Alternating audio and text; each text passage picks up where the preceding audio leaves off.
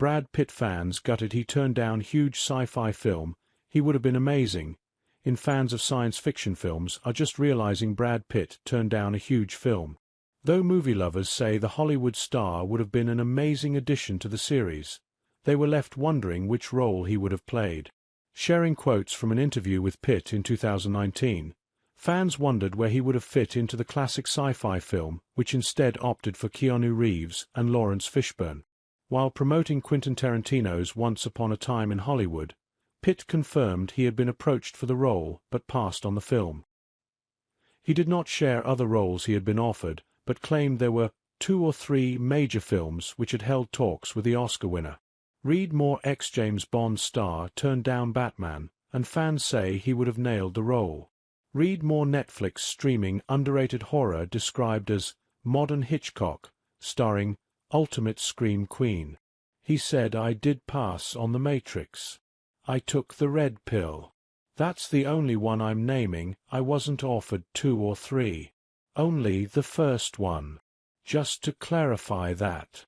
I come from a place, maybe it's my upbringing, if I didn't get it, then it wasn't mine. I really believe the role was never mine. It's not mine. It was someone else's, and they go and make it. I really do believe in that." If we were doing a show on the great movies I've passed on, we would need 2 nights. Fans are split on Pitt's admission, with some suggesting it would have been a very different film with him in any role, let alone Reeves' leading spot as Neo. One wrote, "I think Brad Pitt in the film would have taken on a completely different genre. Seeing lanky Keanu Reeves kick a asterisk really drove home the point of The Matrix. Brad Pitt would have made it seemed almost like an action film, instead of more science fiction. Why? Just my opinion. I love the film we got."